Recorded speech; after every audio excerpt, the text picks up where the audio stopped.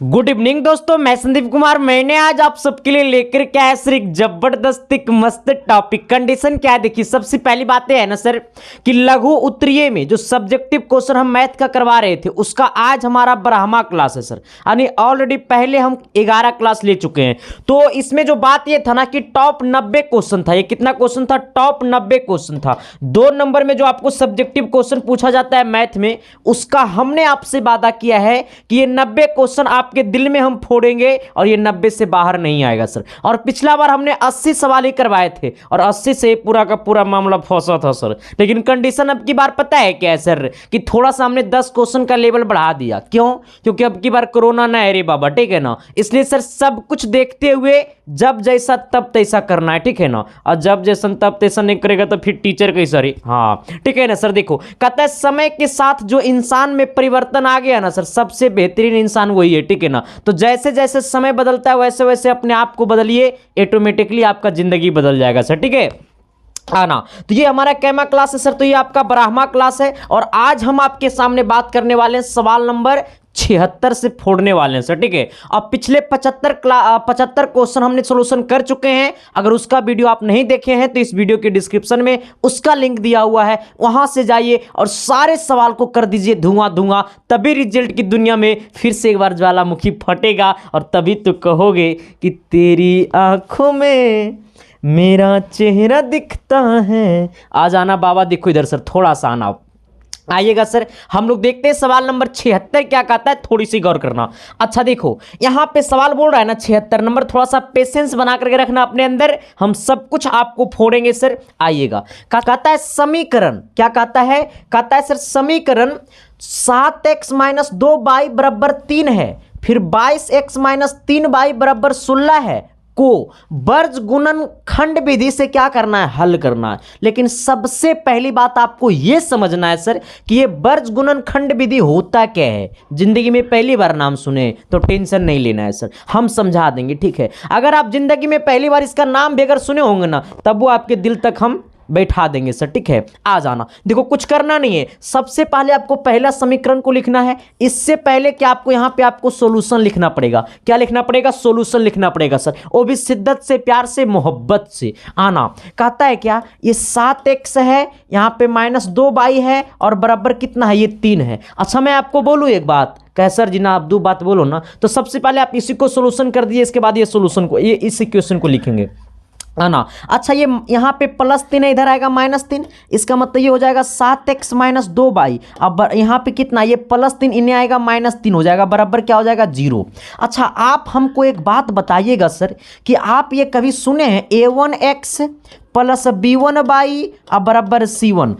बराबर नहीं सर, ये +c1 प्लस कितना c1 बराबर 0। आ जाना। फिर a2x + b2y प्लस कितना c2 बराबर 0। ये समीकरण को आप कभी नाम सुने हैं? ये समीकरण का कहेगा ना गुरुजी हम तो नाम नहीं सुने। बाबू सोना का नाम सुना ना गुरुजी, तो सुनवेगी। देखो इधर बकलोला, देखो इधर आना। अब यहाँ पे सुनना है सर कि x के गुना वाले के a1, y के गुना वाले को b1, और जो खाली नहीं कुछ रहेगा सर, सिर्फ उसमें नंबर रहेगा तो इसको कहेंगे c1। इसका मतलब है सर कि इसमें जो है वो a1 का मान कितना है? इसमें a1 का मान 7 है। इसमें आपको b1 का मान कितना है? तो इसमें b1 का मान -2 है। इसमें c1 का मान कितना है सर? तो ये -3 है। यहाँ तक कोई दिक्कत है? यहाँ तक कोई समस्या है? नहीं ना है सर। x के गुना वाले को a1 बोलेंगे, y के गुना वाले को b1 बोलेंगे और सिर्फ नंबर को हम लोग c1 बोलेंगे। हमने यही काम किया। अब आना समीकरण 2 को हम लोग लिखते हैं। समीकरण 2 कितना है? आपको 22x - 3y बराबर 16 कितना है? 22x - 3y बराबर 16 है, ठीक है। आना अब देखो सर यहां पे जो है वो +16 है, इन्हें आएगा -16, यानी 22x - 3y और -16 बराबर हो जाएगा 0। यहां तक कोई दिक्कत नहीं ना है रे बाबा? तभी तो कहोगे पता है क्या, कुछ नहीं, पहले सॉल्यूशन करो। ना अब देखो सर यहाँ पे क्या करना है ना, खोपचे में मारना है। देखो यहाँ पे इसको हम लोग क्या बोलेंगे? अब इसमें हम लोग a1 बोले तो इसको हम लोग बोलेंगे a2 आना A2 बराबर हो जाएगा 22 आना, यहाँ पे हो जाएगा B2 बराबर सर देखो यहाँ पे -3 है तो -3 लेना है। अच्छा ये C2 बराबर कितना है गुरुजी, तो -16 है। कोई दिक्कत है, देखो A2x B2/C2 नो रे बाबा, कोई दिक्कत नहीं ना है सर। अब इसको क्या करना है, मिटा दो सर। अब इसको मिटा दो और वर्ज गुणनखंड विधि का फॉर्मूला लगा दो झटके में सर, ठीक है। देखो सर आपको 3 चीज पूछेगा, कभी पूछेगा वर्ज गुणनखंड विधि, कभी पूछेगा प्रतिस्थापन विधि, कभी पूछेगा गुणनखंड विधि। जब गुणनखंड पूछेगा तो डायरेक्ट गुणनखंड कर देना है, ठीक है, वो भी हम पढ़ा चुके हैं, प्रतिस्थापन भी हम बता चुके हैं, बस वर्ज गुणनखंड नहीं बताए थे। तो हमने क्या बोला है आपको कि 2 नंबरिया में ये 90 से बाहर नहीं आएगा सर। 90 से बाहर का आने का मतलब पता है क्या, कि यहाँ पर 3 बाई है तो 3 बाई रहेगा, नहीं सर 3 बाई की जगह 4 बाई आ सकता है, लेकिन इतना से ज्यादा पैटर्न का नहीं रहेगा, ठीक है आना। अच्छा वर्ज गुणनखंड का फॉर्मूला क्या होता है सर, थोड़ी सी गौर करना। देखो सर जब आपको बोलेगा वर्ज गुणन का, किसका, वर्ज गुणनखंड, कोई दिक्कत भी नहीं है, इतना भी लिख दीजिए। वर्ज गुणनखंड का आपको बोलेगा फॉर्मूला सर, तो आपको कुछ नहीं करना है, शिद्दत से आपको x लिखना है, इसके बाद x लिखना है, इसके बाद क्या करना है, B1C2 करना है। क्या करना है, B1 into C2 minus B2 into C1 बाबा, कोई दिक्कत नहीं ना रे, यहाँ तक कोई दिक्कत नहीं ना सर, नहीं दिक्कत होनी चाहिए। अब फिर क्या करना है, यहाँ पे आपको प्लस देना है, नहीं बराबर करना है, क्या करना है, बराबर करना है, इक्वल टू, फिर बाई देना है, फिर करना है बाई देने के बाद फिर करना है C1A2, क्या करना है C1A2 माइनस, फिर आपको क्या करना है C2A1, यहां पे करना है C1A2 C2A1 बराबर करना है, यहां पे ये A1 लिखे हैं कोई दिक्कत नहीं ना, C2A1। अब देखो बराबर करना है 1/, अब देखो सर अब क्या करना है, फिर करना है आपको A1B2, क्या करना है A1B2 और माइनस A2B1। यहां तक कोई प्रॉब्लम है, कोई प्रॉब्लम है सर, देखो यही फॉर्मूला है, देखो B1C2 minus B2C1 equal to C1A2 minus C2A1 बराबर बट्टा 1/, A1B2 माइनस A2B1। यहां तक कोई प्रॉब्लम नहीं होनी चाहिए सर। अब क्या करना है आपको, इसको शिद्दत से, प्यार से, मोहब्बत से ऐसे घेर दीजिए, यही हमारा क्या है, वर्ज गुणनखंड विधि का फॉर्मूला है सर, ठीक है। बस डायरेक्ट वैल्यू रख दो, शिद्दत से, प्यार से, मोहब्बत से, तभी तो कहोगे कि तेरी आंखों में मेरा चेहरा दिखता है। आ जाओ सर, अब देखो क्या करना है ना, ये B1 को C2 से गुना करना है। अच्छा B1 का मान कितना है, -2, और C2 का मान कितना है सर, तो C2 का मान देखो यहाँ पे -16 है। अच्छा -2 -16, ये -2 को गुना कर दो -16 के साथ, तो माइनस गुने माइनस हो जाएगा प्लस, और 16 दूनी कितना हो जाएगा 32। ऐसे यानो देखो है B1C2 यानी B1 का मान -2 और C2 का मान -16, यानी -2 -16 को गुना करेंगे तो +32 आएगा। तो यहाँ पे डायरेक्टे लिख दो +32, यहाँ पे लिख दो डायरेक्टे +32, कितना लिख दो +32 आ जाना। फिर क्या है यहाँ पे B2C1, अब देखो B2 का मान -3 और C1 का मान कितना है सर, तो -3। देखो B2 का भी मान -3 और C1 का भी मान -3, यानी हमको गुना करना है -3 को -3 से, तो माइनस गुने माइनस हो जाएगा प्लस, और 3 तिया 9, यानी यहाँ पे डायरेक्टे +9 लिख दो, यहाँ पे डायरेक्टे प्लस कितना 9 लिख दो। कोई दिक्कत नहीं ना है सर जी, कोई प्रॉब्लम नहीं ना है सर जी, हम नहीं होने देंगे, टेंशन काहे को लेता है सर जी। अब आइएगा इधर इक्वल टू, यहाँ पे बाई है, बाई लिखो, फिर कहता है C1A2। अब देखो C1 का मान कितना है, C1 का मान कितना -3 है, और यहाँ पे है A2 का मान कितना 22 है। इसका मतलब ये -3 को गुना करना है 22 के साथ, ये -3 को गुना करना है 22 के साथ, तो 62 हो जाएगा, और ये प्लस में है 22, ये माइनस में 3 है, तो माइनस गुने प्लस हो जाएगा माइनस, यानी ये कितना हो जाएगा -66। इसके जगह कितना हो जाएगा -66, ठीक है आना, ये माइनस करो। अब ये C2 का मान कितना -16, आओ A1 का मान कितना है सर, तो A1 का मान 7 है। इसका मतलब ये -16 को 7 से गुना करना है। अब देखो सर ये -16 को 7 से गुना करना है, किसको गुना करना है, -16 को 7 से गुना करना है, तो 7 42 के 2, 7 एकम 7, 7 4 11, यानी कितना 7 4 11, ये ना होगा 7 एकम 7, तो 7 और 4 11, यानी कितना 112 हो जाएगा। और ये -16 और ये कितना है +7, यानी ये माइनस में है, ये प्लस में, तो होगा माइनस में, यानी कितना हो जाएगा, ये हो जाएगा -112। कितना हो जाएगा सर, ये -112 SNO, माइनस कितना 112, माइनस कितना 112, ठीक है। चलो अब यहां पे देखना सर, ये -112 हो जाएगा इक्वल टू यहां पे क्या है 1/A1 B2, A1 का मान कितना है 7 है, अब B2 का मान कितना है सर, तो आपको -3 है, तो ये 7 प्लस में और -3 है कर मतलब 21, यानी माइनस में कितना हो जाएगा 21 माइनस A2B1, A2 का मान कितना है सर ये 22, अब B1 का मान कितना है सर ये -2, यानी 22 दूनी 44, ये प्लस में वो माइनस में, यानी कितना हो जाएगा सर ये माइनस में 44, एस या नो, ये माइनस में कितना 44 ही ना A2, अच्छा रुक जाओ यहाँ पे कितना हो गया A1 B2, A1 अब B2 का मान कितना आ गया -3, तो 27 हो गया। फिर कहता है A2B1, अच्छा A2 कहाँ है, A2 ये है देखो, अब B1 कहाँ ये है, यानी 22 दूनी 44 यानी -44 हो गया, ठीक है। चलो अब यहाँ पे देखना सर -44 हो गया, कोई प्रॉब्लम तो इसमें नहीं ना है सर जी, -44 27, हाँ ठीक है।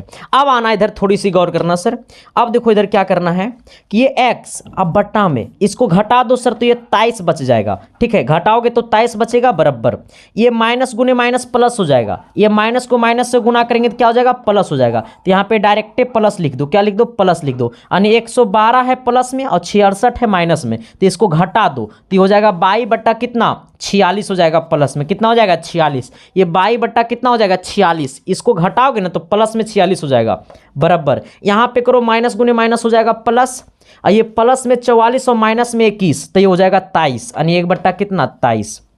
अब देखो यहाँ तक कोई प्रॉब्लम नहीं ना हुआ सर, अब जब यहाँ तक कोई प्रॉब्लम हो भी नहीं किया है सर, तो ये हो गया x बट्टा 23, ये 22 बट्टा 46 बराबर 1 बट्टा 23। अब थोड़ी सी आइएगा अगला पेज में सर, कितना था x बट्टा 23 बराबर 22 बट्टा 46 बराबर 1 बट्टा 23। अब देखो कुछ नहीं करना है, अब कुछ नहीं करना है, बस हाथ चलाना है, यहाँ पे हाथ चलाना, कहीं और मत चलाने लगेगा वरना सब खत्म हो जाएगा।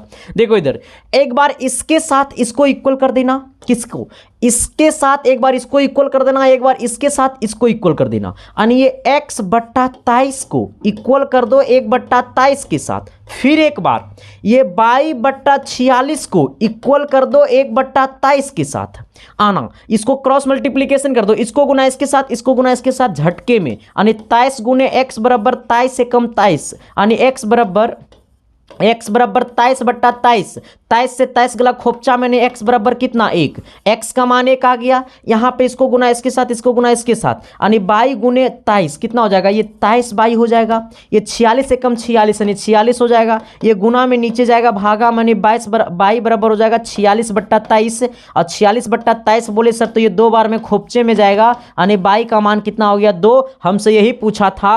और नीचे लिख दो अतः x बराबर 1 और y बराबर कितना 2, यही क्या कर दो आंसर, हमसे यही पूछा था सर। देखो यहाँ तक कोई प्रॉब्लम है सर, गुरुजी मैं आपसे पूछता हूँ कोई प्रॉब्लम है, नहीं होगा सर, हम होने नहीं देंगे, तभी तो कहोगे पता है क्या, नहीं बोलेंगे सर। देखो सबसे पहली बात है कि मेरा एक गो संदेश से रहता है सर कि हम पढ़ाएंगे वही जो बोर्ड एग्जाम पूछेगा, अब बोर्ड एग्जाम पूछेगा वही जो संदीप कुमार पढ़ाता है सर, ठीक है। इसको स्क्रीनशॉट एक बार मार लो, फिर इसको भी मार लो स्क्रीनशॉट, फिर घर में एक बार रिवीजन कर लेना सर, और आप बताना कि ये वर्ग गुणनखंड विधि आपको समझ में आया कि नहीं आया। चलिए आएगा सर सवाल नंबर कितना, तो सवाल नंबर आइएगा 46 की तरफ, ठीक 77 की तरफ आइएगा सर, ये 76 लिखा गया, ये 77 की तरफ आइएगा। कहता है क्या सर, ये कुछ नहीं है, कहता है दूरी सूत्र का प्रयोग कर दर्शाइए कि बिंदु इतना तथा बिंदु इतना संरेखी है। देखो इस बात को समझना है, बड़ा गंभीर समस्या है सर।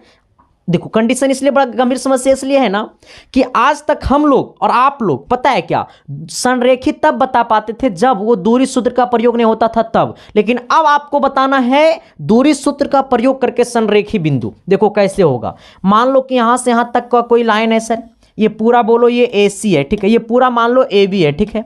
अब देखो अच्छा मान लो ना ये पूरा क्या है, ये आपका B है, ये आपका क्या है C है। अब देखना जहां पे आपको ये AB हमको पता है, देखो AB कितना है 2,5 है, 2,5 है ये हमारा, B हमको पता है मान लो कितना 0,1 है, हमें C कितना पता है 2,3 है। अब देखो ये तीनों बिंदु संरेखित तभी होगा, जब ये AB और BC को जोड़ेंगे और ये AC के बराबर हो जाएगा। हमने क्या बोला है, ये तीनों बिंदु संरेखी तभी होगा जब ये ए बी और ये बी सी को जोड़ेंगे और ये पूरा ए सी के बराबर हो जाएगा, तो हम लोग कह देंगे कि ये क्या है, संरेखी है। हमने क्या बोला है कि ये बिंदु संरेखी तभी होगा जब ये ए बी, ये वाला ए बी और ये वाला बी सी को जोड़ेंगे और ए सी के बराबर आ जाएगा, तो हम लोग कह देंगे कि ये संरेखी है। यानी कि ये ए बी का दूरी निकाल लेंगे और बी सी का दूरी निकाल लेंगे, फिर एक बार ए सी का दूरी निकाल लेंगे, और जब ये ए बी और बी सी का दूरी निकाल करके जोड़ देंगे और ए सी के दूरी के बराबर आ जाएगा, तो हम लोग कह देंगे कि क्या है, संरेखी है। ठीक है, चलो आ जाओ मेरे साथ रहो ना सर जी, हम सब कुछ सिखा देंगे, मैथ आपके खून में दौड़ा दौड़ा के मार देंगे सर जी। आइएगा, कहता है क्या, देखो सबसे पहली बात ये ए बी का दूरी निकालो। अच्छा, ए बी का दूरी निकालने का फॉर्मूला क्या होगा, root under x1 minus x2 का होल स्क्वायर प्लस ये क्या होता है, y1 माइनस y2 का होल स्क्वायर। देखो ये वाला x1 का जगह लेगा, ये y1 का जगह लेगा, ये वाला x2 का जगह लेगा, ये वाला y2 का जगह लेगा सर। अब मान लो ये ए बी बराबर देखना x1 माइनस x2, मतलब ये दो में से x2 का मान 0 है, तो दो में से 0 को घटाएंगे तो 2 का स्क्वायर हो जाएगा, plus y1 minus y2, y1 का मान 5 है, y2 का मान कितना 1 है, तो 5 में से 1 घटेगा 4 बचेगा, तो 4 का स्क्वायर कर दो। कितना का स्क्वायर कर दो, 4 का स्क्वायर कर दो सर, 4 का स्क्वायर कर दो। अब यहाँ पे आना, ये ए बी बराबर कितना हो जाएगा, 2 का स्क्वायर 4 और 4 का स्क्वायर 16, यानी ये कितना हो जाएगा, ये आपको ए बी बराबर हो जाएगा सर रूट अंडर 20। अच्छा, ये रूट अंडर 20 को हम लोग क्या लिख सकते हैं, तो रूट अंडर 20 को हम लोग लिख सकते हैं 4 गुने 5। ये रूट अंडर 20 को हम लोग लिख सकते हैं 4 गुने 5। ये रूट अंडर 20 को लिख सकते हैं 4 गुने 5, और ये 4 का वर्गमूल कितना होता है, 2 होता है, यानी 2 रूट कितना 5 हो गया। यानी हमारा ए बी का मान कितना हो गया, हमारा ए बी का मान 2 रूट 5 हो गया। ए बी का मान कितना हो गया, 2 रूट 5 हो गया। ए बी बराबर कितना हो गया सर, ये 2 रूट 5 हो गया। ठीक है, चलो अब आ जाना। अब देखो फिर एक बार हमको BC का दूरी निकाल लेना है, और जब हम लोग BC का दूरी निकालेंगे गुरुजी, तो हमारा ये वाला जो आपको यहाँ पे x1 और x2 आपको दिखाई दे रहा है ना सर, ये नहीं होगा सर। ठीक है, आ जाना। जब हम ये BC का दूरी निकालेंगे ना, तो ये वाला आपको x1 और ये वाला y1 का जगह लेगा। ठीक है, फिर आपको ये x2 और ये वाला y2 का जगह लेगा, तो BC बराबर क्या हो जाएगा, रूट अंडर हो जाएगा। आना, अब देखो सर BC बराबर x1 माइनस x2 का होल स्क्वायर। फॉर्मूला क्या होता है, x1 माइनस x2 का होल स्क्वायर, दूरी सूत्र निकालने का। x1 का वैल्यू 0 और x2 का वैल्यू 2 है, यानी हो जाएगा -2 का स्क्वायर, प्लस फिर होगा y1 माइनस y2 का होल स्क्वायर, ये y1 माइनस y2 का होल स्क्वायर, ये y1 माइनस y2 का होल स्क्वायर। इसका मतलब ये y1 में से y2 को घटाएंगे, यानी 1 में से हम लोग घटाएंगे 3 को, तो बचेगा कितना, -2 बचेगा। 1 में घटाएंगे -3 को, तो -2 बचेगा, यानी ये कितना हो जाएगा सर जी, आपको हो जाएगा ये 2 का स्क्वायर 4, और ये वाला 2 का स्क्वायर 4, यानी ये कितना हो जाएगा आपको, ये BC बराबर हो जाएगा, BC बराबर हो जाएगा कितना, रूट अंडर 8, रूट अंडर 8, यानी कितना हो जाएगा, ये हो जाएगा 2 रूट कितना, 2 रूट कितना 2 रूट कितना, 4 दूनी 8, यानी 2 रूट 2, ये कितना हो जाएगा, BC बराबर हो जाएगा 2 रूट 2। क्यों, क्योंकि 8 को लिखेंगे 4 दूनी 8 और 4 का वर्गमूल 2 और रूट अंडर 2 ऐसा ही रह जाएगा। चलो सर यहाँ पे आना। अब देखो फिर एक बार हम लोग क्या निकालेंगे, पूरा AC निकालेंगे। ठीक है, अब देखो AC निकालने का क्या फॉर्मूला बनेगा, फिर इस यही काम करेंगे जो हमने इसमें किया। ठीक है, अब देखो सबसे पहली बात है कि ये संरेखी है, ये नहीं है। ठीक है, प्रयोग करके दर्शाइए कि बिंदु संरेखी है। हमको लग रहा है संरेखी नहीं हो पाएगा, लेकिन आ जाओ देखते हैं संरेखी है कि नहीं। ये AC निकालेंगे सर, तो AC क्या होगा, यहाँ से यहाँ 2, ये यहाँ पे करेंगे। तो अब यहाँ पे देखना है आपको इस बात को कि जो यहाँ पे ये जगह लिया है ना, फिर इसको काटना है। ठीक है, अब ये वाला x1 का जगह लेगा, ये वाला x2 का जगह लेगा, यानी 2 में से 2 को घटा दो, तो 2 में से 2 को घटाएंगे तो ये 0 का स्क्वायर हो जाएगा, प्लस फिर आपको ये 5 में से 3 को घटा दो तो ये 2 का स्क्वायर हो जाएगा। ठीक है, आ जाओ, तो ये कितना हो जाएगा सर, ये आपको हो जाएगा रूट अंडर 0 का स्क्वायर 0, ये 2 का स्क्वायर 4, यानी ये वाला हो जाएगा आपको AC बराबर हो जाएगा रूट अंडर 4, और रूट अंडर 4 का वैल्यू कितना हो जाएगा, 2, यानी AC बराबर कितना हो जाएगा, रूट अंडर 4, और रूट अंडर 4 का वैल्यू कितना हो जाएगा, 2। अच्छा, अब सोचो यहाँ तो कहीं गलत नहीं ना हुआ है, ये 2 में से 5 को घटेगा सर, यही ना है 2,5, ये 2 का स्क्वायर 4 हो जाएगा, 5 में से 1 जाएगा सर तो ये आपको 4 हो जाएगा, 5 में से 1 जाएगा तो 4 हो जाएगा सर। हाँ, अब इस बात को समझना है कि ये बिंदु संरेखी नहीं है, ये बिंदु संरेखी नहीं है। इससे हमको क्या पता चला है कि ये बिंदु संरेखी नहीं है। क्यों नहीं संरेखी है, क्योंकि जब हम ये ए बी को जोड़ेंगे और बी सी को जोड़ेंगे तो ए सी के बराबर नहीं होगा, है ना। यानी ए बी अब प्लस बी सी अब is not equal to A C. A B और बी सी को हम लोग जोड़ेंगे तो ए सी के बराबर नहीं होगा। देखो ये वाला ए बी का वैल्यू इतना है और बी सी का वैल्यू इतना है, इसको आप जोड़िए तो इसके बराबर नहीं होगा। जब नहीं होगा तो ये संरेखी नहीं होगा, मतलब तीनों बिंदु संरेखी नहीं है। यहाँ पे लिख दो अतः, नीचे में लिख देना, ठीक है। यहाँ पे लिख दो नीचे में अतः बिंदु संरेखी नहीं है, अतः बिंदु संरेखी नहीं है। क्योंकि संरेखी होने के लिए सर इसका दूरी और इसका दूरी को जोड़ते तो ये पूरा दूरी के बराबर आ जाता, तब ये बिंदु संरेखी होता, ठीक है। अब सोचना कि सर अब हमको विश्वास नहीं हो रहा है कि ये बिंदु संरेखी है कि नहीं, हमको विश्वास नहीं हो रहा है कि ये बिंदु संरेखी है ना, क्योंकि सवाल में बोला है कि दूरी सूत्र का प्रयोग करके दर्शाइए कि ये बिंदु संरेखी है, ठीक है। दर्शाने के लिए बोला, मतलब प्रूफ नहीं करने के लिए बोला कि आप करके दिखाइए, ठीक है। हाँ ना, पहले यहाँ पे आप स्क्रीनशॉट ले लीजिए, ठीक है। अब सोचना सर कि अब इसको हम चेक कैसे कर सकते हैं। तो देखो इसको बिंदु मान लो, इसको ए मान लो, ए कितना है 2,5 है, ये बी मान लो 2,3 है सर, आ जाना। ये कितना है, ये 2, कितना है, ये 2,3 है, ठीक है। ये मान लो कितना है, ये 0,1 है ना रे, 0, ये 1 है, ये वाला कहा कितना है 2,3 है। इसका क्षेत्रफल निकाल दो, है ना। अगर इसका क्षेत्रफल 0 आ गया, अगर इसका क्षेत्रफल 0 आ गया, इसका क्षेत्रफल कहाँ से निकालोगे पता है कौन सा फार्मूला से, ये वाला फार्मूला से। 1/2 x1 को पकड़ेंगे तो करेंगे by2 minus by3 plus x2 को पकड़ेंगे तो करेंगे by3 माइनस by1, अब प्लस जब x3 को पकड़ेंगे तो करेंगे by1 माइनस by2। आप ये वाला फार्मूला लगा करके इसका आप क्षेत्रफल निकाल लीजिए। अगर इसका क्षेत्रफल 0 आ गया तब हमारा आंसर गलत हो गया, ठीक है। क्योंकि अगर इसका क्षेत्रफल 0 आ जाएगा तो ये संरेखी हो जाएगा, ठीक है। अगर इसका क्षेत्रफल 0 आ गया तब तो ये संरेखी हो जाएगा, ठीक है। अब सोचना कि अगर क्षेत्रफल 0 नहीं आया तो हमने जो बोला कि ये संरेखी नहीं है तो वही सही होगा, ठीक है।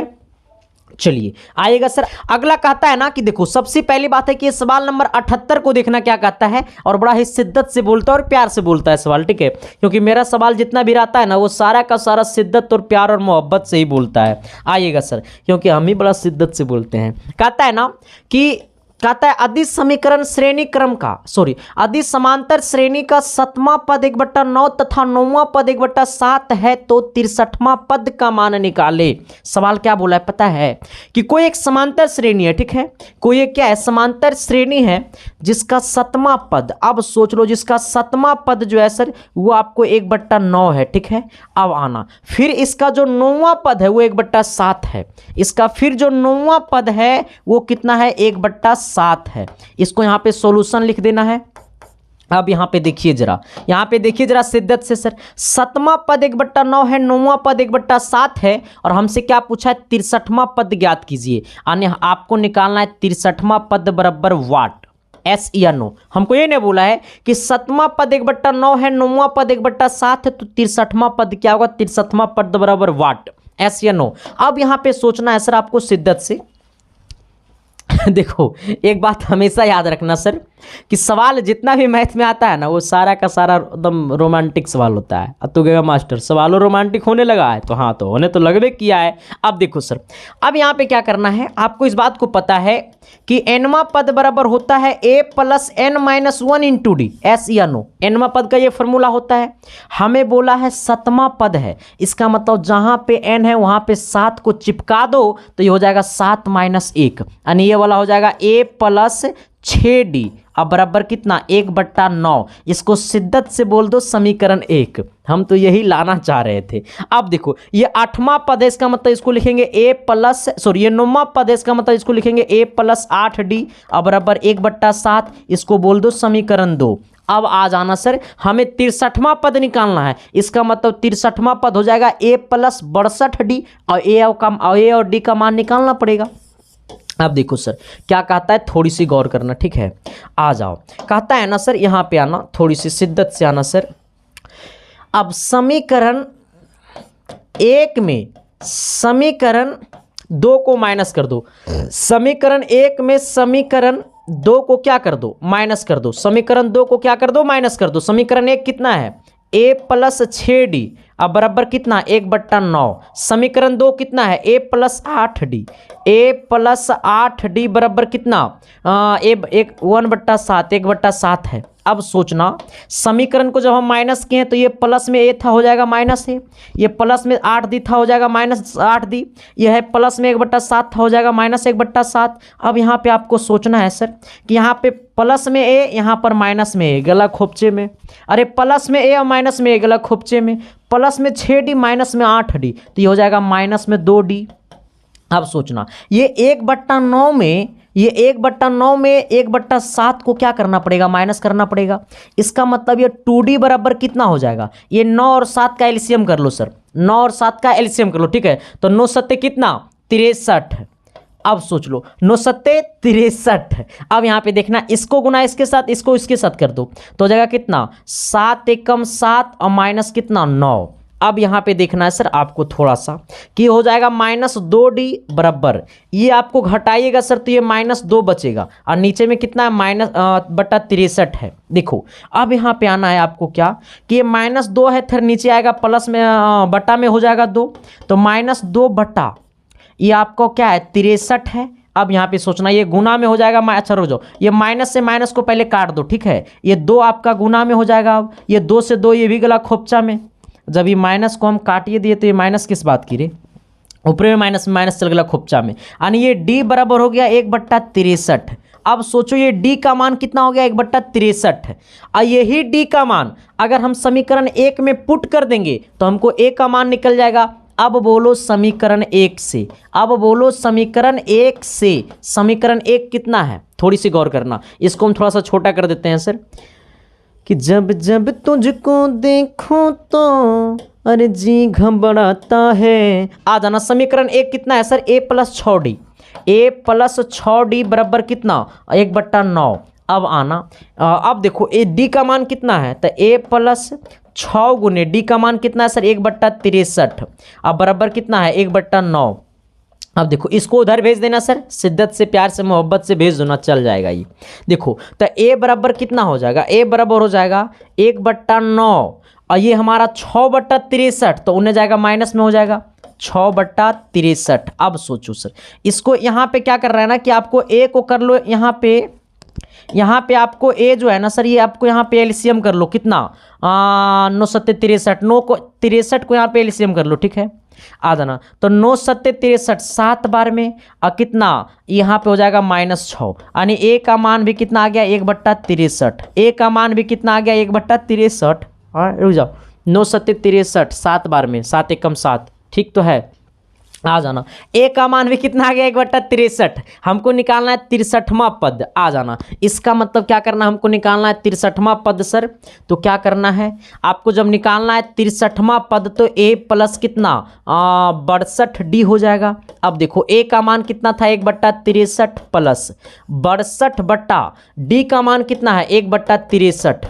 चलो आ जाना यहाँ पे क्या है सर ये 1/63, इसको लिखो 1/63 प्लस ये लिखो 62/63, यहाँ पे 63 को कर लो एलसीएम तो हो जाएगा 1 + 62 यानी ये हो जाएगा 63/63। इससे ही गला खोपचा में यानी कहने का सेंस है सर कि आपका 63वां पद कितना आ गया 1, आपका 63वां पद कितना आ गया 1, आपका 63वां पद कितना आ गया 1। हमको ये क्या हो गया आंसर हो गया सर, हमसे पूछा था 63वां पद, 63वां पद कितना आ गया 1 आ गया, तो हमको कुछ करना नहीं है सर, बस देखो 7वां पद हो जाएगा 1/6d, 9वां पद हो जाएगा 1/8d, दोनों समीकरण को घटा देना है तो यहाँ पे प्लस है यहाँ पे माइनस है गला खोपचे में सर। अब यहाँ पे d का मान आ जाएगा 1/63, ये d का मान समीकरण 1 चाहे समीकरण 2 में पुट कर देंगे तो a का मान निकल जाएगा, a का मान 1/63 आया है और हमें बोला 63वां पद तो a + 62d हो जाएगा क्योंकि nवां पद बराबर होता है a + n - 1 × d, तो यहाँ पे रख देंगे सर हमारा 63वां पद का मान आ जाएगा। चलिए अब आइएगा सर अगला क्वेश्चन क्या कहता है, थोड़ी सी गौर करना सर। सवाल नंबर अगला कहता है ना, देखो 79 नंबर की तरफ आना सर। 79 नंबर क्या कहता है, आइएगा क्या कहता है कि कुछ नहीं है सर, कहता है एक समांतर श्रेणी का चौथा पद, एक समांतर श्रेणी का चौथा पद 11 है, इसके पांचवें तथा सातवें पद का योग 34 है, तो इसका सर्वांतर क्या होगा। सवाल कितना शिद्दत से बोला है, प्यार से बोला, मोहब्बत से बोला है मेरे यारो। सवाल बोला है ना कि किसी एपी का चौथा पद और पांचवें पद तथा सातवें पद का जो योग है वो हमारा 34 है, तो हमसे बोला है कि सर्वांतर डी का मान याद कीजिए। आना देखो, सबसे पहली बात सर ये शिद्दत से बताना कि ये क्लास कैसा लग रहा है। अगर ये क्लास थोड़ा सा भी अच्छा लग रहा है सर तो शिद्दत से कमेंट बॉक्स में कमेंट कर देना, और आपको बुरा लग रहा है सर तो बुरे लिख के कमेंट करना, क्योंकि आपका जेन्युइन बात जानना चाहता है संदीप कुमार, ठीक है। हाँ, आपको फेक बात नहीं जानना चाहता है सर। आप में जो जनरल क्वालिटी जो है ना सर, आप में जो जेन्युइन क्वालिटी, जो आप में रियल क्वालिटी है ना सर, वही मैं जानने की कोशिश करता हूं सर, ठीक है। और आप थोड़ी सी बताना कि आप में कमी क्या है सर, और आप कौन सा चैप्टर पढ़ना चाहते हैं, एकदम शिद्दत से प्यार से आना। कहता है ना सर कि कुछ नहीं, कहता है एक समांतर श्रेणी का चौथा पद। अब यहाँ पे आपको सॉल्यूशन लिखना है। हमें बोला समांतर श्रेणी का चौथा पद जो है सर वो आपको कितना है, 11 है। अब सोचो फिर क्या बोला है कि समांतर श्रेणी का पांचवा पद यानी T5 प्लस सातवें पद यानी T7 का योग जो है सर वो आपको 34 है। कहता है समांतर श्रेणी का पांचवा पद और सातवें पद का जो योग है वो 34 है, तो इसका सर्वांतर डी का मान ज्ञात कीजिए। आना अब देखो, अच्छा अब बताना सर हमको क्या निकालना है, डी का मान निकालना है। अच्छा अब ये देखो, यहाँ से ये मच्छर भी तंग करता है, जहाँ जहाँ बैठेगा वहाँ वहाँ टिक कर देगा। अच्छा चौथा पद बराबर क्या होता है, ए प्लस 3D होगा, क्योंकि होता है फॉर्मूला Tn बराबर a plus n minus 1 into d, n minus 1 into d, तो ये हो जाएगा 4 माइनस 1 3D हो जाएगा, बराबर कितना है 11। इसको समीकरण आप 1 बोल दीजिए, ठीक है। यहाँ पे आना, पांचवा पद हो जाएगा क्या, ए प्लस कितना 4D, सातवां पद क्या हो जाएगा ए प्लस 6D, अब बराबर कितना है 34 है सर। अब देखो यहाँ भी ए यहाँ भी ए, तो इसको लिख दो 2a, यहाँ पे 4D यहाँ पे 6D, तो हो जाएगा 10D, बराबर कितना है ये 34 है सर। अब देखो यहाँ 2 यहाँ 10 यहाँ 34, सब में 2 से भागा दे दो, तो यहाँ पे ए हो जाएगा, यहाँ पे 2 से भागा देंगे तो 5D हो जाएगा, यहाँ पे 2 से भागा देंगे तो 17 दूनी 34, ये 17 हो जाएगा। इसको आप समीकरण 2 बोल दो शिद्दत से। समीकरण कितना बोल दो, 2 बोल दो सर। अब यहाँ पे थोड़ा सा आना है सर कि समीकरण 1 और समीकरण 2 को माइनस कर दो। क्या कर दो, समीकरण 1 में से समीकरण 2 को माइनस कर दो सर। मैथ को पढ़ाने में अच्छा का हालत खराब हो जाता है सर, ठीक है। आना, समीकरण 1 कितना है, तो समीकरण 1 है ए प्लस 3D, समीकरण 2 कितना है ए प्लस 5D, यानी ए प्लस 3D बराबर 11 है, और इसमें है ए प्लस 5D बराबर 17 है। ये दोनों समीकरण को माइनस कर दो, इसका मतलब ये प्लस में ए हो जाएगा माइनस ए, प्लस में 5D हो जाएगा माइनस 5D है, ये प्लस में हो जाएगा माइनस में। देखो ए से ए गला खोपचे में सर, ये 3D में माइनस में से 5D घटाएंगे तो ये माइनस 2D बचेगा। यहाँ पे माइनस, यहाँ पे 11 में से 17 घटेगा सर। देखो ये 17 में से 11 घटेगा तो कितना बचेगा, 6 बचेगा। लेकिन इस बात को समझना है कि 17 प्लस में है, ठीक है, माइनस में है, वो 11 प्लस में है, यानी माइनस 6 बचेगा। अब माइनस से माइनस गला खोपचा में कि गंगा ना आए ले रे, खोपचे में गला, हाँ। और 2 गुना में नीचे जाई थी भागा में, यानी डी बराबर हो गया कितना 6/2, और 6 बोले तो 3, यानी डी का मान कितना आ गया 3। हमसे यही बोला था कि सर्वांतर ज्ञात कर दो। सर्वांतर बोले तो कॉमन डिफरेंस, और कॉमन डिफरेंस बोले रे मेरे वीडियो भाई तो कितना होगा सर, डी होगा। एस या नो, एस या नो, एक बार शिद्दत से बताना, एस या नो, एस या नो, एस या नो। चलिए सर अगला क्या कहता है, 80 नंबर। देखो सर 80 नंबर है, अभी और बहुत सारा सवाल है, ठीक है। एकदम ऐसे सारे सवाल को एकदम फोड़ेंगे, वो भी शिद्दत से प्यार से मोहब्बत से फोड़ेंगे सर, ठीक है। आना, कहता है क्या कि 3 सिक्कों को एक बार उछाला जाता है। कितना सिक्का को, 3 सिक्का को एक बार उछालेंगे, ठीक है। कहता है उछाला जाता है तो कम से कम 2 चित्त आने की क्या प्रायिकता है सर, 2 चित्त आने की क्या प्रायिकता है। अब आप इस बात को समझिएगा, मेरे पास सिक्का तो है नहीं सर, हम गरीब आदमी हैं, सिक्का तो है नहीं सर। सिक्का रहता सर तो मैं आपको बताता, 10 वाला सिक्का नहीं है इसमें, होगा देखिए तो आ जाना। सिक्का चलो 2 रुपया ला मेरे पास है, गरीब आदमी है, क्या करेंगे। अब देखो सर ये क्या है ना कि ये सिक्का है सर, तो ये सिक्का का एक तरफ हेड होता है, एक तरफ टेल होता है, और एक तरफ चित होता है, एक तरफ पट होता है सर। अब आप समझना कि 3 सिक्का को उछालना है। कितने सिक्का को उछालना है, 3 सिक्के को उछालना है, ठीक है। कितने सिक्के को उछालना है? 3 सिक्कों को उछालना है। अब सोचो सर कि जब एक सिक्का को उछालते हैं तो ये हेड चाहे टेल आने की संभावना बनता है। हमने क्या बोला है कि जब एक सिक्का को हम लोग उछालते हैं तो हेड या फिर टेल आने की संभावना बनता है, एस या नो। लेकिन उछालना है कई सिक्का को? तो 3 सिक्का को उछालना है। अब यहाँ पे देखिएगा, जब एक सिक्का को उछालते हैं तो हेड आने की संभावना या टेल आने की संभावना बनता है। जब 3 सिक्का को उछालेंगे तो हो सकता है सर कि तीनों सिक्का पर चित आएगा। तीनों सिक्का पे क्या आएगा? चित आएगा। हो सकता है तीनों सिक्का पे क्या आएगा? चित आएगा। या फिर हो सकता है कि ये 2 गो पे चित आएगा, 2 गो पे कितना आएगा? चित आएगा, ठीक है। और एक सिक्का पे क्या आएगा? पट आएगा। अब सोचना, ये भी हो सकता है सर कि आपको एक गो पे चित आएगा, ठीक है। कितना पे? एक पे आपको देखो, पहला पे चित होगा या दूसरा पे पट होगा, तीसरा पे क्या होगा? चित होगा। ये भी तो होने की संभावना बनता है सर। या फिर पहला पे पट होगा, दूसरा पे चित आएगा और तीसरा पे कितना आएगा? चित आएगा। अच्छा, ये भी संभावना बनता है सर कि तीनों सिक्का पे पट पट पट पट पट होगा सर, एस या नो। या ये भी संभावना बनता है सर कि 2 सिक्का पे चित होगा, 2 सिक्का पे पट होगा, ठीक है। 2 सिक्का पे पट होगा, पहला 2 सिक्का पे पट होगा, तीसरा पे चित होगा, एस या नो। ये भी संभावना बनता है सर। संभावना तो ये भी बनता है कि पहला पे पट और दूसरा पे चित और तीसरा पे पट। अच्छा, संभावना ये भी बनता है सर कि पहला पे चित आ जाना, दूसरा पे पट, तीसरा पे पट। ये इतना चीज संभावना बनता है। 1 2 3 4 5 6 7 8 टोटल जब 3 गो सिक्का को एक साथ उछालते हैं तो टोटल 8 चीज संभावना बनता है। हमने क्या बोला? जब 3 सिक्का को एक साथ उछालते हैं तो टोटल 8 चीज आने की संभावना बनता है। कितना संभावना बनता है? 8 संभावना बनता है। अब सोचो, अच्छा टोटल आने की संभावना कितना बना है? तो टोटल आने की संभावना बना है सर 8। हमें क्या बोला है कि कम से कम 2 चित आए, कम से कम। हम अब सोचो कि तुम पापा जी से पैसा मांगा कि पापा कम से कम 2 रुपया दानू। अब सोचो सर, तुम मांगा है कम से कम 2 रुपया दानू पापा, आपके पापा जी थोड़ा सा ज़्यादा होशियार है, देख लिए कि बेटा थोड़ा सा आलतू फालतू में पैसा नहीं बुढ़ाता है, तो वो आपको 10 रुपये दे दिए। तो क्या आप 10 रुपये नहीं लीजिएगा? एकदम गदागद मियाज हो जाएगा, पता नहीं वो 10 रुपये कहाँ से कहाँ ख़त्म हो जाएगा। आपको लगता होगा कि सर हम 2 रुपया अब थोड़ी वो मांगते हैं, अब तो हम 2000 मांगते हैं। अरे बिड़ू भाई देख इधर, ठीक है सर। अब देखना यहाँ पे, तो सर जब आप पैसा मांगते हैं ना घर पे, तो या फिर आप घर पे पैसा मांगते कहते कम से कम 3000 दीजिए ना पापा जी, अब की बार मेरे को स्वेटरों खरीदना है, ठंडी बढ़ गया है।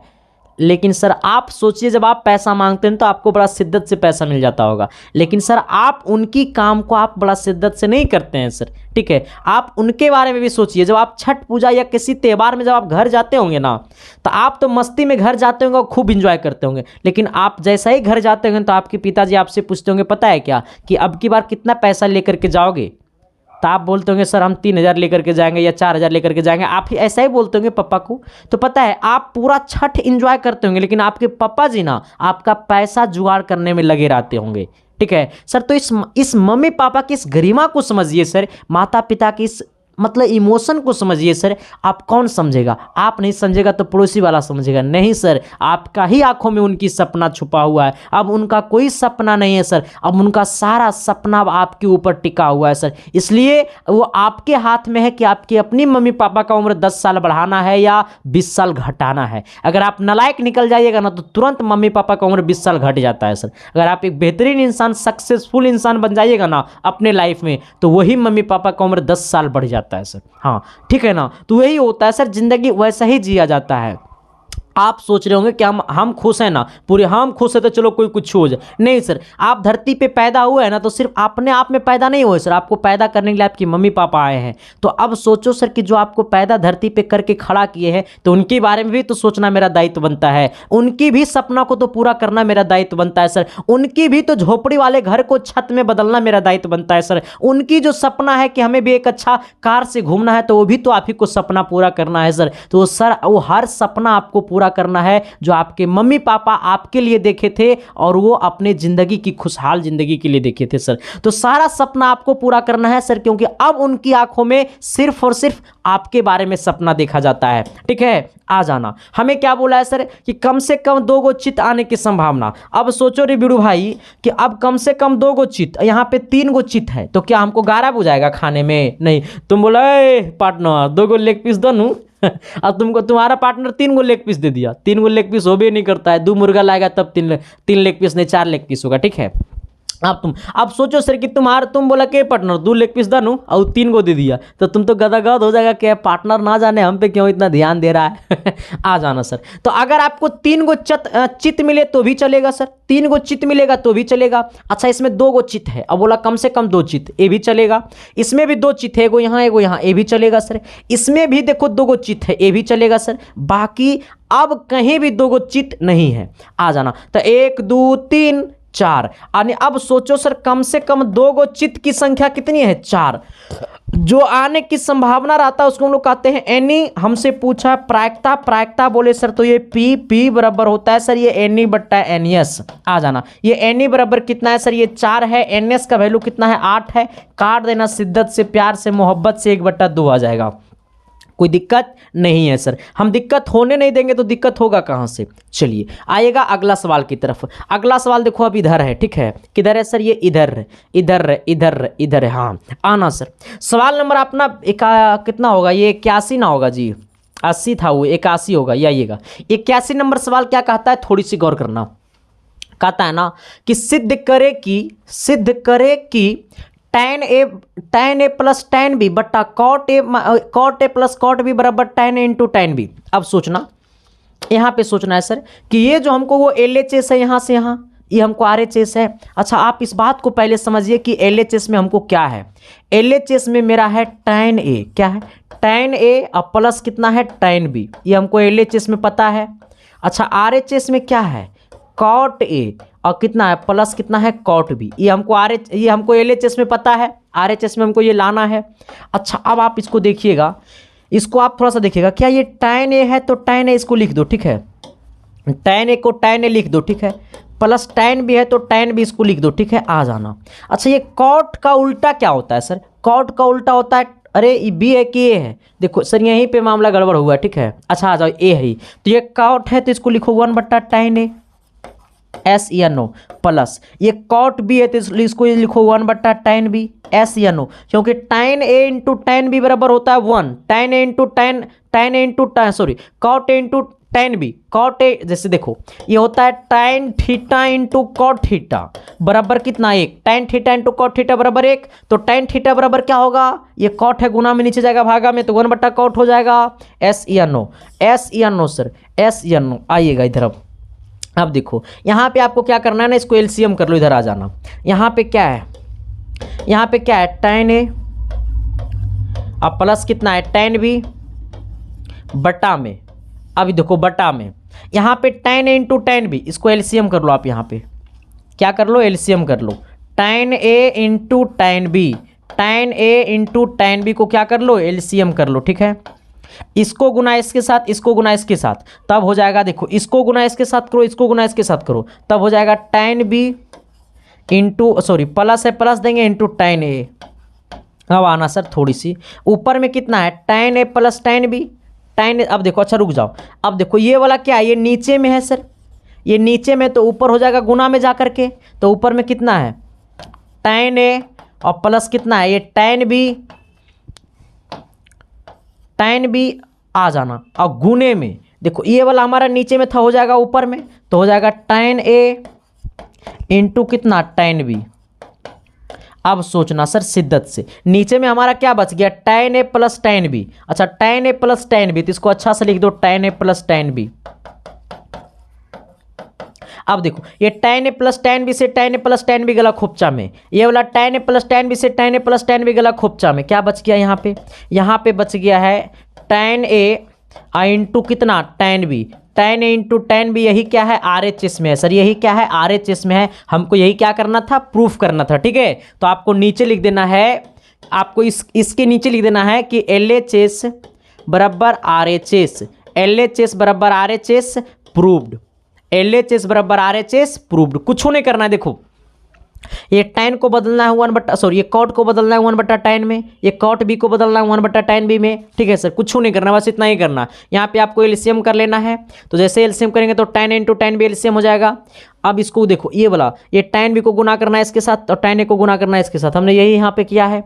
अब ये वाला आपको बट्टा में है, चल जाएगा, ऊपर गुना में हो जाएगा, यहाँ पे आ जाना। यहाँ पे देखो ये वाला इससे कटेगा सर, शिद्दत से, प्यार से, मोहब्बत से कटेगा सर। अब यहाँ पे क्या बच गया, tan इंटू tan b, क्या बच गया, tan इंटू tan b, ठीक है। अब देखो ये tan इंटू tan b हमको RHS में लाने के लिए बोला था, तो यही हमारा क्या हो गया, RHS। अब हमारा यहाँ पे लिख देना है कि LHS बराबर RHS, हेंस प्रूव। कोई दिक्कत नहीं है सर। अब आना अगला सवाल की तरफ। अगला सवाल क्या कहता है कि द्विघात समीकरण 2x² माइनस 2√2x और +1 बराबर 0, तो मूल्य ज्ञात कीजिए। हमें दिया हुआ है 2x² माइनस 2√2x और +1 बराबर 0, +1 बराबर कितना, 0, +1 बराबर 0। अब देखो यहाँ पे हमें सर इसको द्विघात समीकरण से ज्ञात करना है। किससे ज्ञात करना है, द्विघात समीकरण से। अच्छा, द्विघात समीकरण का एक स्टैंडर्ड फार्मूला होता है, आपको पता है कि नहीं पता है?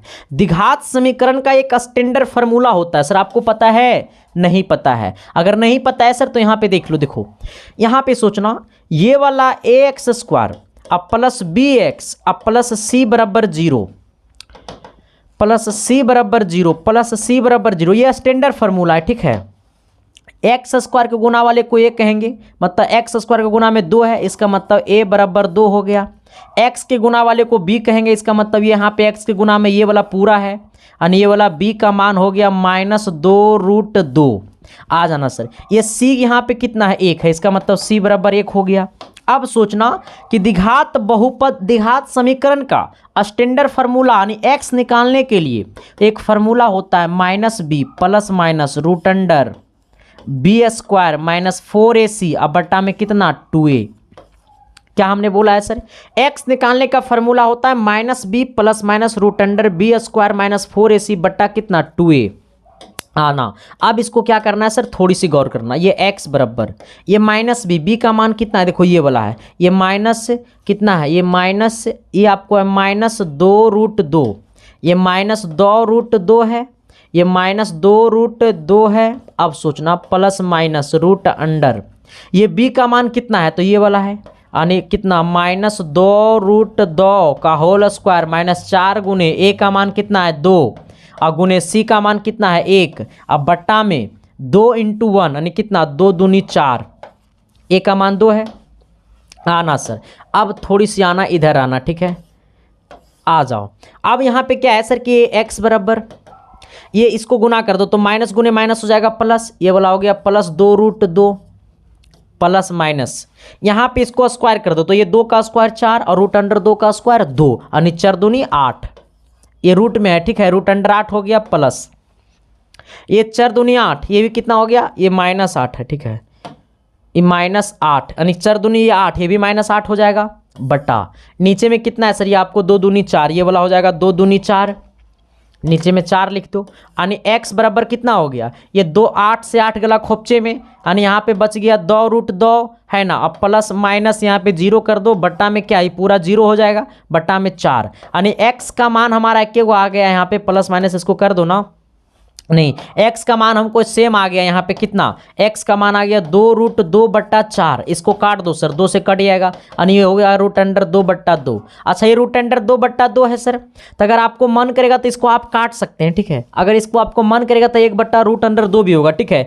ऐसे इसको x का यही मान कर दो, √2/2 कॉमा √2/2, यही हमारा क्या हो गया, आंसर। इसको 2 बार लिख देना, सेम वैल्यू आया है ना, इधर प्लस के बाद 0 आ गया है, तो 0 प्लस माइनस के बाद 0 आ गया, तो 0 को जोड़ेंगे चाहे घटाएंगे तो इसमें कोई फर्क नहीं पड़ेगा, तो यही लिख देना सर। अब देखो, इसलिए हमने इसको 2 बार लिखा है क्योंकि यहाँ पे पावर 2 है। अब पावर 2 कहने का मतलब है कि ये x का 2 मान होनी चाहिए, ठीक है, तो यही हमारा दोनों मान बराबर आया है, ठीक है। चलो, यहां तक कोई दिक्कत नहीं है सर। हमने 83 नंबर तक का सवाल को हमने टेकअप कर लिया है सर। अब आपको इसमें 7 सवाल बचा है, बट बहुत सवाल रिपीट भी हुआ है सर, तो उसको हम लोग अलग क्लास में करेंगे। हो सकता है कि ये 90 के बाद भी हम कुछ क्वेश्चंस करवाएंगे आपको, ठीक है। हाँ ना। तो ये क्लास कैसा लगा सर, एक बार शिद्दत से, प्यार से, मोहब्बत से बताना कमेंट बॉक्स में। और जो भी चैनल पे पहली बार आए थे चैनल को सब्सक्राइब कर दीजिएगा सर, और बेल आइकन को प्रेस करके सभी दोस्तों को भी शेयर कर दीजिएगा sir. Thank you, love you.